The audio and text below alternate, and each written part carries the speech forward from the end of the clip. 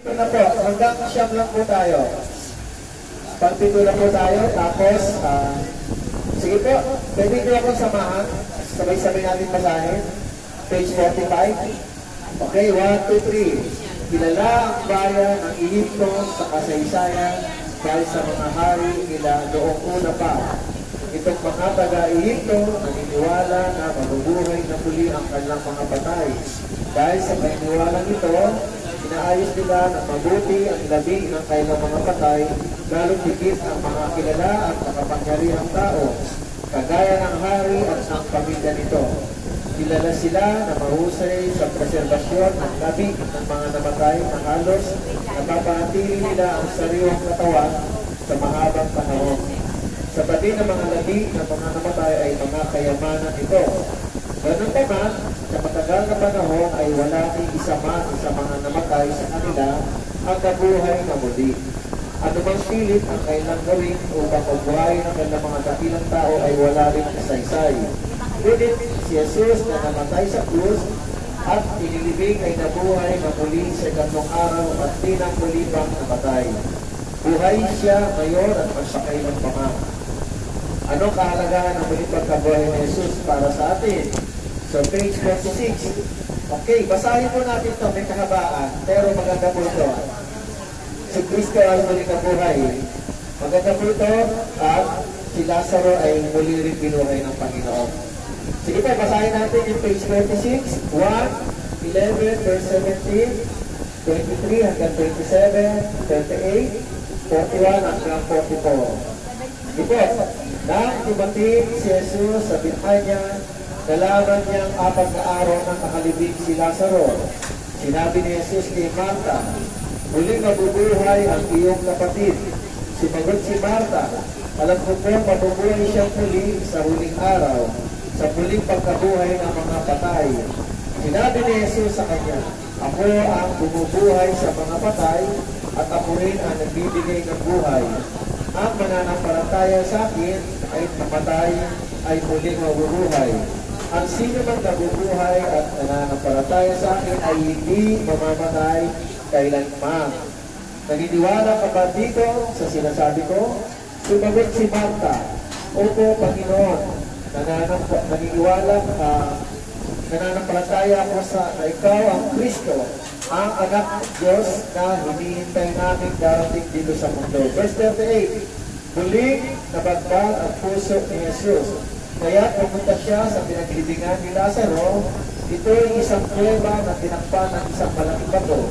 Kaya inalis nila ang bato, tiningala si Jesus sa langit at nagsalita, Ama, nagpapasalamat ako sa iyo sapagkat dinilig mo ako. Alam kong lagi ninyo ako dinidinig. At sinasabi ko ito para sa kapakanan ng mga nasa paligid ko, upang maniwala silang ikaw ang nagsugo sa akin. 43. Pagkasabi na niya nito, sumigaw siya, Lazaro, lumabas ka.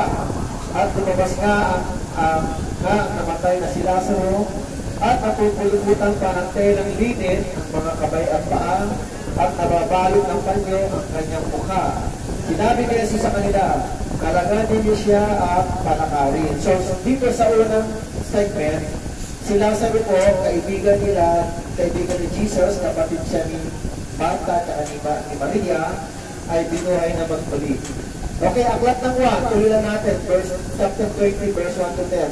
Maagang-maaga pa ng araw ng linggo, habang madilim pa, pumunta si Maria na taga-Magdala sa libingan. Nakita niya inalis ng batong nakatakip sa pintuan ng libingan. Kaya tumakbo siya at pumunta kay Simon Pedro at sa tagasunod na mahal ni Jesus. Pagdating niya sa kanilang kinaroroonan, sinabi niya sa kanila, kinuha nila sa libingan ang Panginoon at hindi namin alam kung saan dinala. Kaya tumakbo si Pedro patungo sa libingan kasama itong isa pang tagasunod.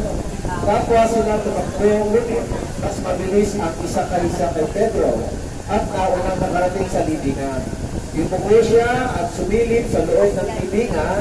Nakita niya ang mga telang linen na pinagbalot ni Jesus. Ngunit hindi siya pumasok. Sunod naman dumating si Pedro at pumasok siya sa loob ng libingan. Nakita niya ang mga telang linen Maging ang kanyang ibinalo sa ulo ni Jesus, nakabulunggong ng panyo sa mismong lugar nito, at hiwalay sa mga tela. Pumasok na rin ang tagasunod na naunang nakarating, at nakita rin niya ang mga tela at ang panyo. Bagamat di pa nila nauunawaan ang tungkol sa sinasabi ng kasulatan na si Jesus ay muling mabubuhay, nananampalataya siya na nabuhay ng muling si Jesus. Pagkatapos ito, umuwi ang dalawang tagasunod. Amen? Yes! Dalawa po yung nilalarawan, pinapahagi dito.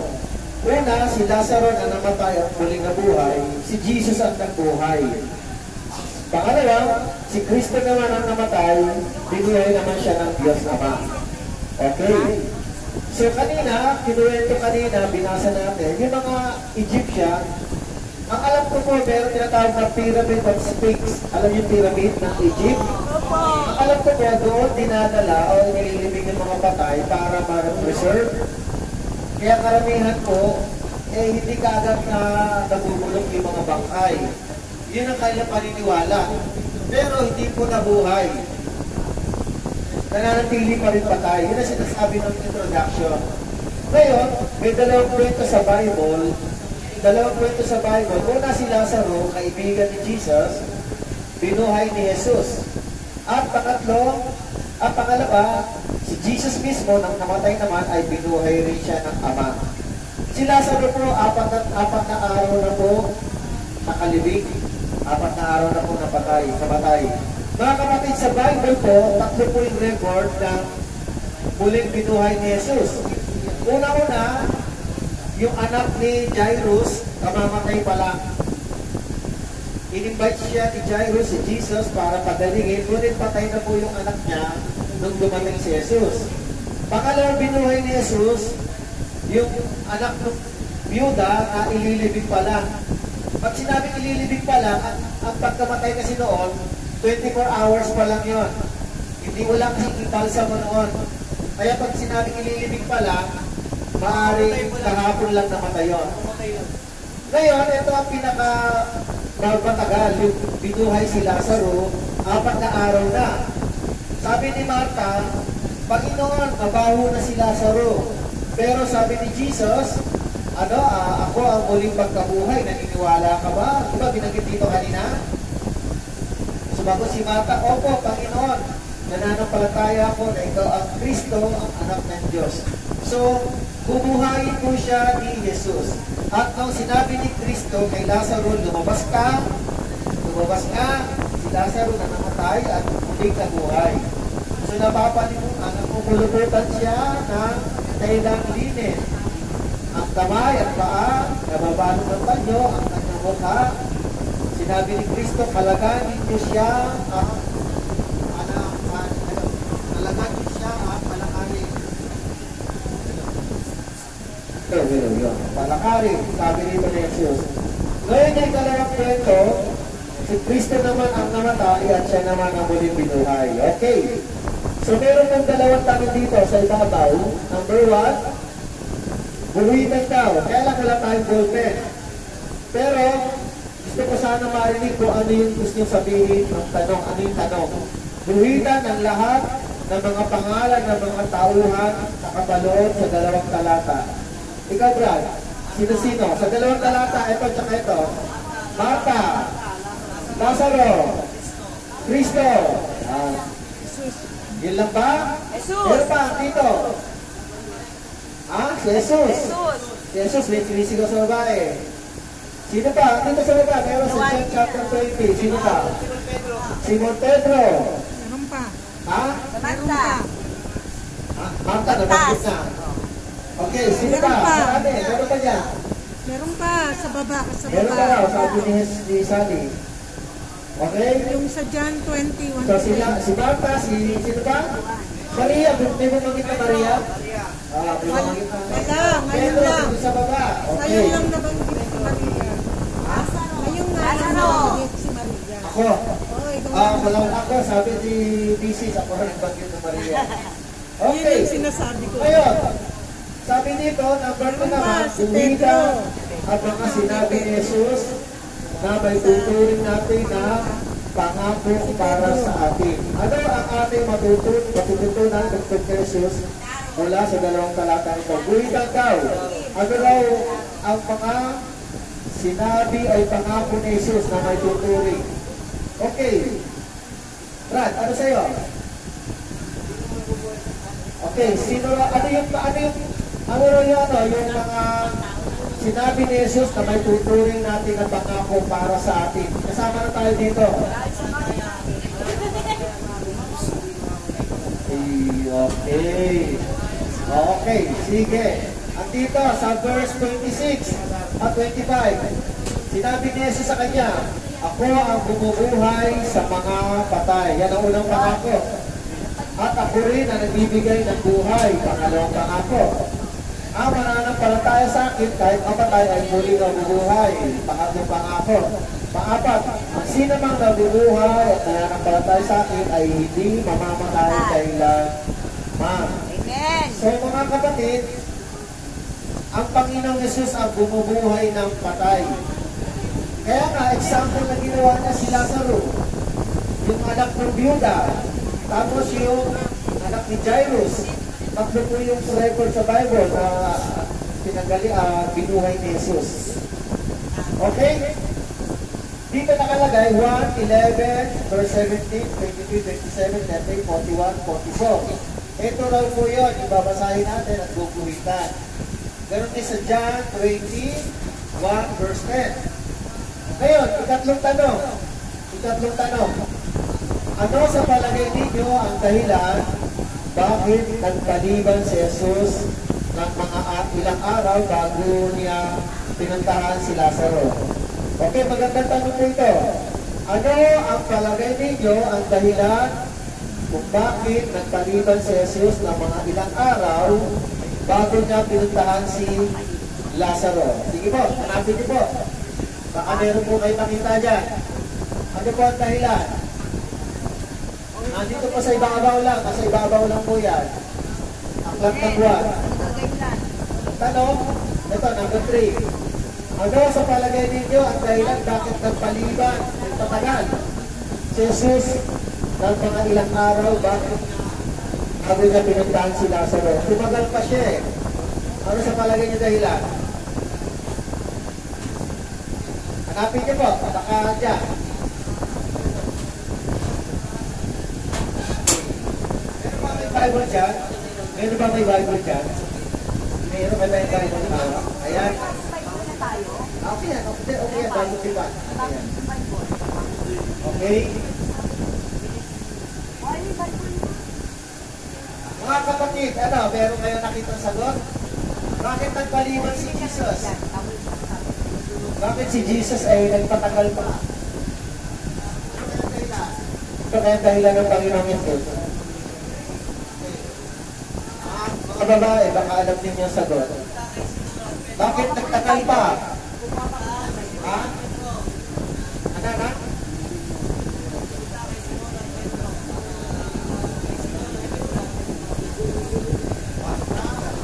Pedro? Ay ba yun? Dito lang tayo sa aklat ng buwan, sa taas. Tingnan natin doon. Yung kay Lazaro. Sa palagay ninyo, yung palagay lang, kahit wala dyan. Yung palagay nyo lang, kahit wala dyan. Kahit hulaan nyo lang. Hulaan nyo lang. Yung palagay.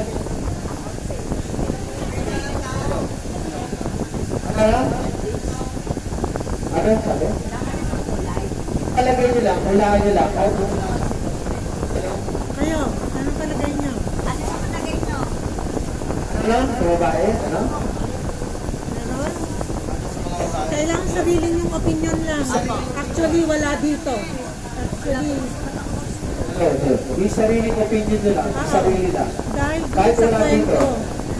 kwento, Medyo wala nga rito yun, pero yung sarili nyong opinion. bakit kaya? Yung sa Bakit palagay hindi ninyo, agad pinuntahan ni Jesus? bakit nagpatagal si Jesus? Anong masasabi ninyo? Mga babae. Okay? Actually, mga kapatid, maaaring wala dito, no? Pero yung context niya, yung karugtong ng mga pagsasalaysay ng kwento, sabi ni Jesus kay Martha, muli mabubuhay. Hindi, ano kasi, o nga, parang parang nagpaliban si Jesus. Sabi kasi ni Martha, may sinabi si Martha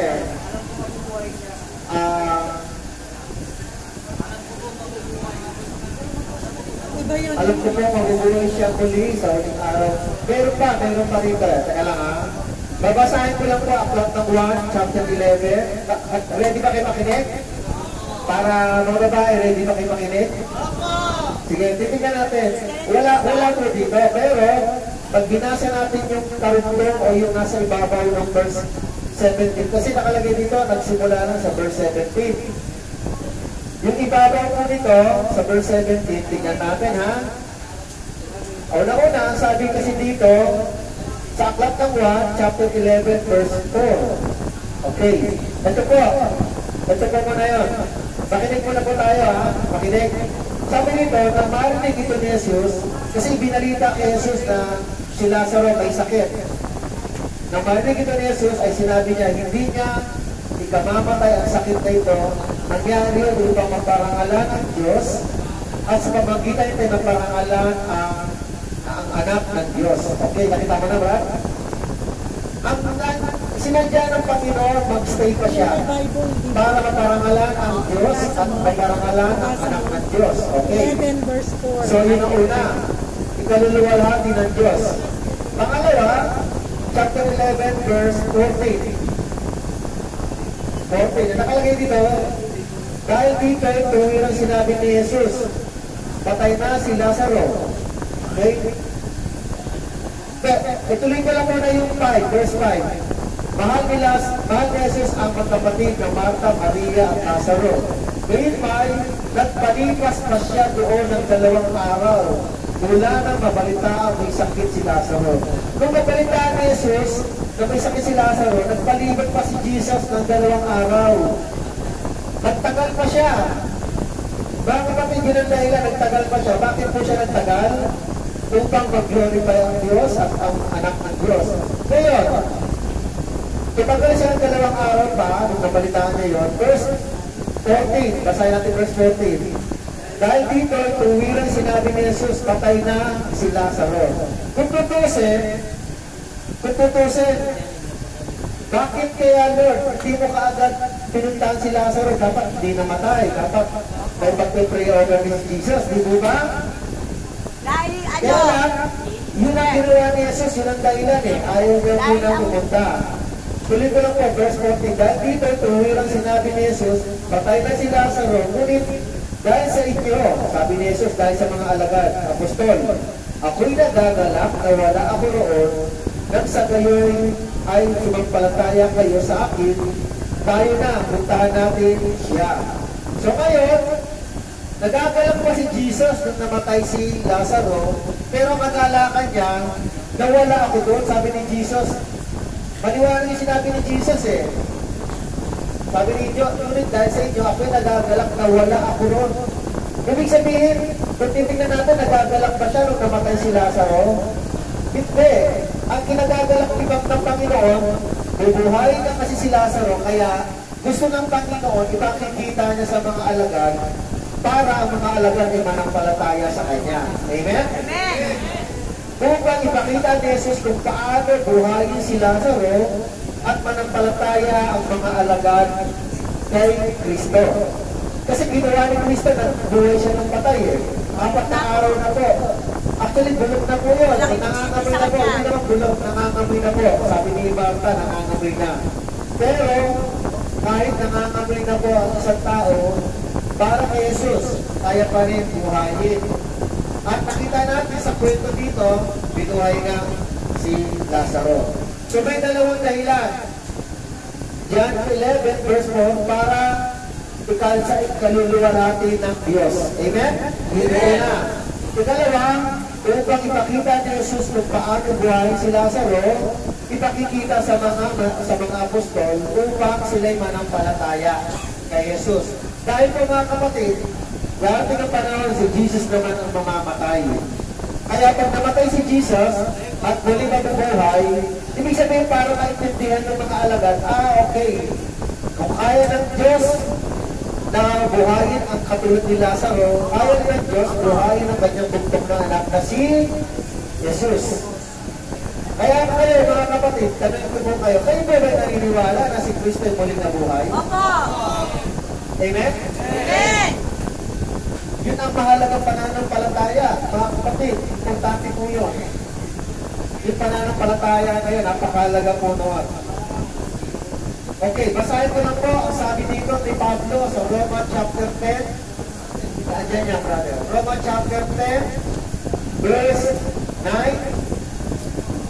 Basahin ko lang yung sinasabi ni Pablo, Romans chapter 10, verse 9. Ang sabi po ni Apostol Pablo, kung ipahayag ng iyong bibig na si Jesus ay Panginoon at buong puso kang sasampalataya na siya'y muling binuhay ng Diyos, maliligtas ka. Amen? Amen! Ulit ito po. Kung ipahayag ng iyong bibig na si Jesus ay Panginoon at buong puso kang sasampalataya na siya'y muling binuhay ng Diyos, maliligtas ka. Tuloy ko lang, verse 10. Sapagkat sumasampalataya ang tao sa pamamagitan ng kanyang puso at sa gayon ay itinuturing ng patuloy ng Diyos. Nagpapahayag naman siya sa pamamagitan ng kanyang bibig at sa gayon ay naliligtas. Amen? Kaya mga kapatid, ipinapaunawa sa atin ang booklet na ito.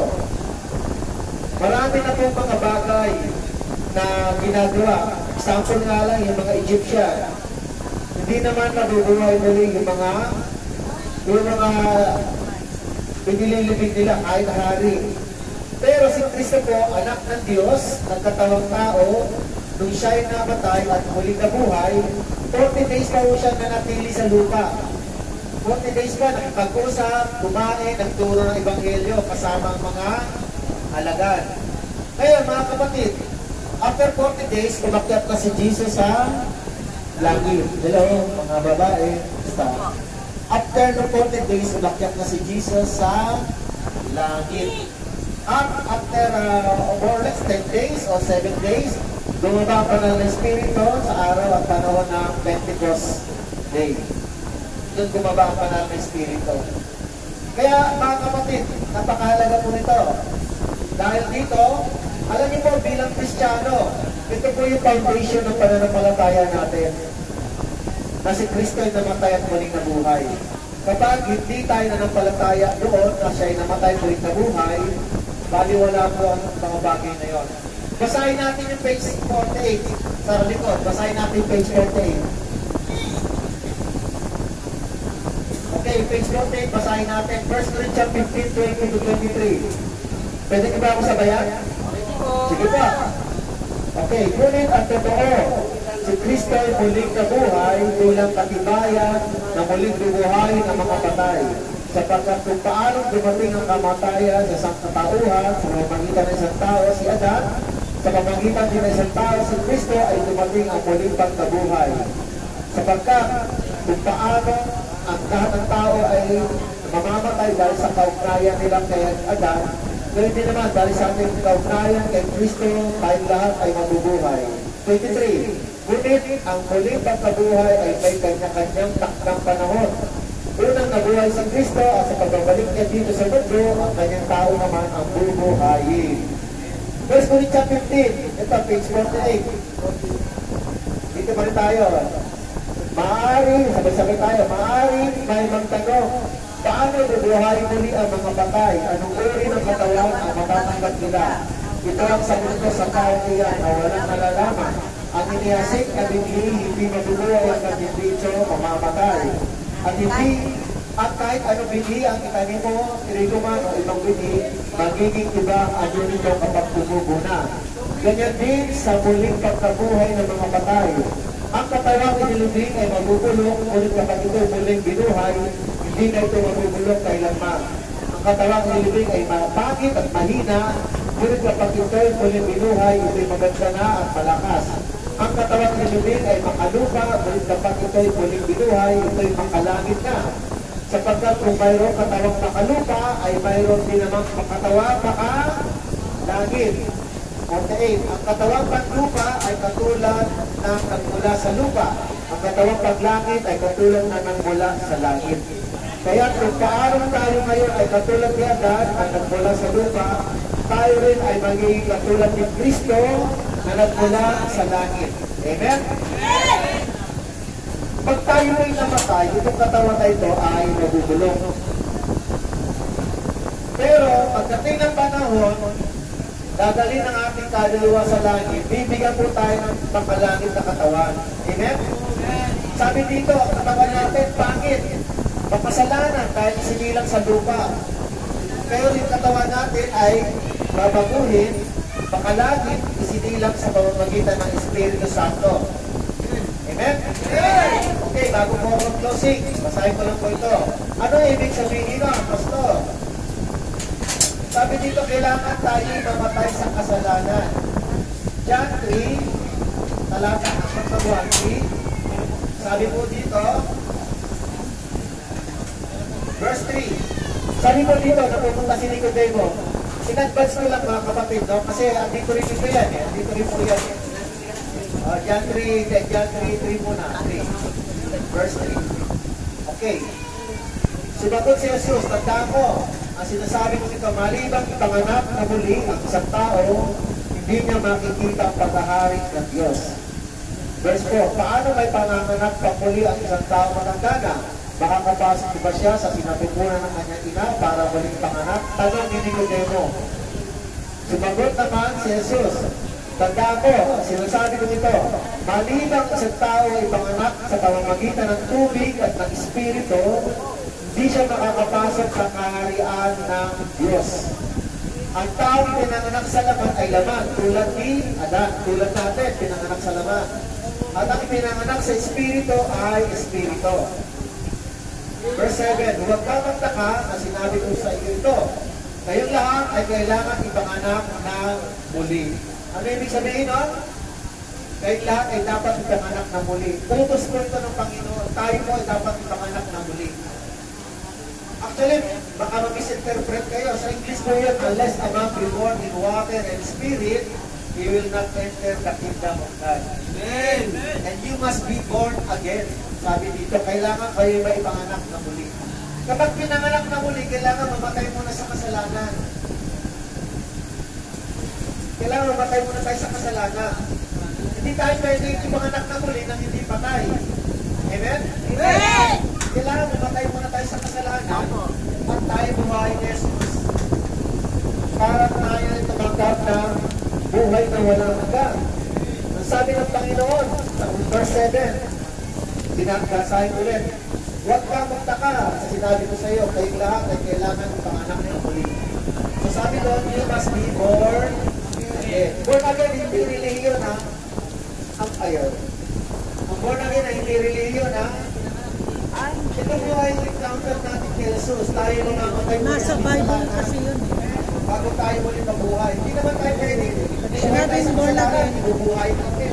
Kailangan mamatay muna. Panganganak kang muli. Pag nakilala mo si Jesus, hihingi ka ng tawad sa kanya, mamamatay ka kasi sa kasalanan at isisilang kang muli dahil tinanggap mo na ang Panginoon. Pero sa inyo, sa atin, hindi naman. Meron bang tama makamatay? Kaya Wala naman. Pero dapat magandang tanong born yun. again Paano ka nagpakamatay? para mamatay ka na sa kasalanan mo. Pero tayo po ay gusto ng Diyos mamatay sa kasalanan at mabuhay muli. May pagkabuhay. Kailangan mabuhay muli. Maging tulad tayo ni Jesus, namatay siya, binayaran yung kasalanan natin, kaya dapat tayo patay na dapat sa kasalanan. Kung nananampalataya tayo. Mga kapatid, basahin niyo po yung mga sumusunod. Iiwanan ko po ito. Ilan ba yung wala pa, brother? Mayon, ilan ba yung wala? Wala ba yung mayon? Ilan ba yung walang ganito? Meron ako yung sasakyan, napupunin ko lang. Bibigay ko. Basahin niyo po yung page 48, yung karugtong na binasa namin, yung page 48. May mga tanong po dito, pag-usapan niyo po. Ha? Nabangat po kayo. Pag-usapan niyo po ito, Lord willing, Next Thursday kasi nasa conference po kami, kaya baka ibigay na po namin yung Bible next week. Amen? Pero, tatapusin natin hanggang session 9. So, tapos na po tayo sa session 7. In session 7, ituloy nyo lang po. Ito po yung mga tanong. Ito po yung binasa natin ng muli. Ito po yung tanong. Basahin nyo lang po ang sagutan nyo. Kung walang content, sagutan nyo po sa isip nyo lang po. Amen? Okay, ngayon, ilan ang wala nito? Bibigyan natin. Yan yung mga tanong na yun. Bago basahin nyo po yan, yung page 48, 49. Tapos, next week, lesson 8 na po tayo. Aralin numero 8. Next week po, hanggang sorry na lang ba? Yun, yung title natin. Okay? Amen? Sige, manalangin tayo. Let's pray. Meron ba may sakit? Meron ba may problema sa katawan? May sakit, asthma, puso, diabetes?